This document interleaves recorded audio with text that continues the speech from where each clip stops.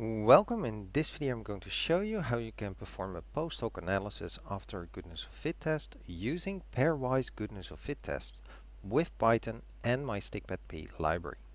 I'll be using Python version 3.12 at the moment, and this video will focus mostly on how to actually obtain the output rather than how to read all this output. To show you how this can be done, I'll load in example data, so I'll import pandas, so I can use the read CSV. I'm reading a data file from the General Social Survey from 2012, adjusted for some example purposes. I don't need all the data, I actually only need one nominal field, so I'm using MAR1, which is the marital status. And to give you a quick impression, the value counts, so for example 79 people indicated to be separated. Now my library is available via pip install, and then the link is over here. And you will really need the whole link because it's not available via just pip install.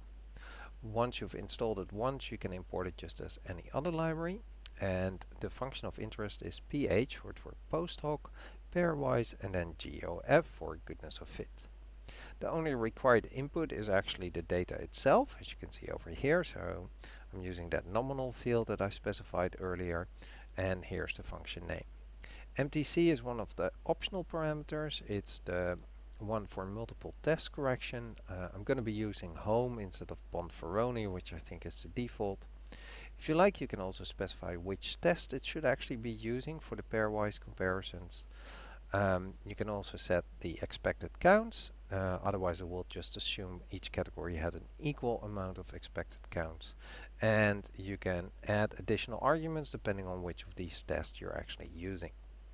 So if I print this out, I will get quite a lot of, or run this, I get quite a lot of output because it's showing every possible combination of two categories, the sample size for each category, and observed proportion, which is simply the sample size of the first category divided by the sum of the two.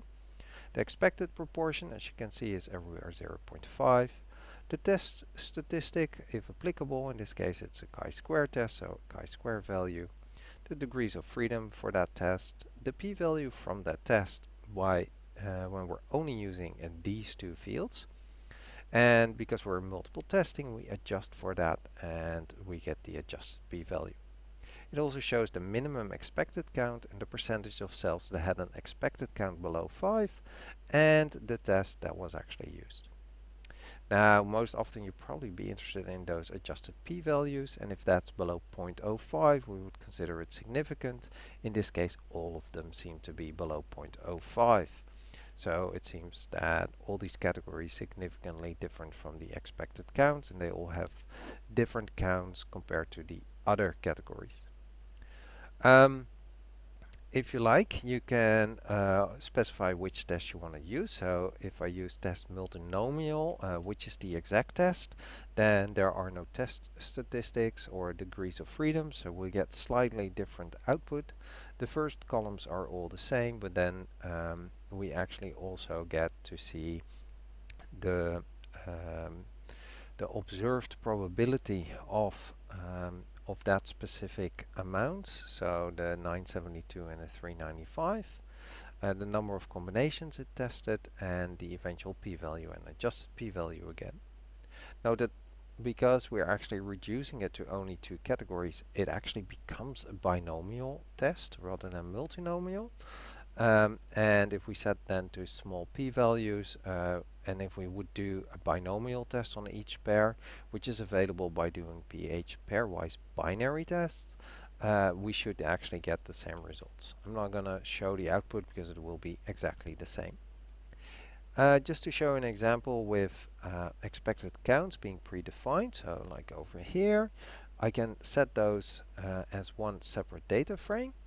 And then I can just run the same function, but now I have the additional argument here of the expected counts, and it will actually proportionally adjust those for each possible pair. Alright, I hope this was helpful, and thank you for watching.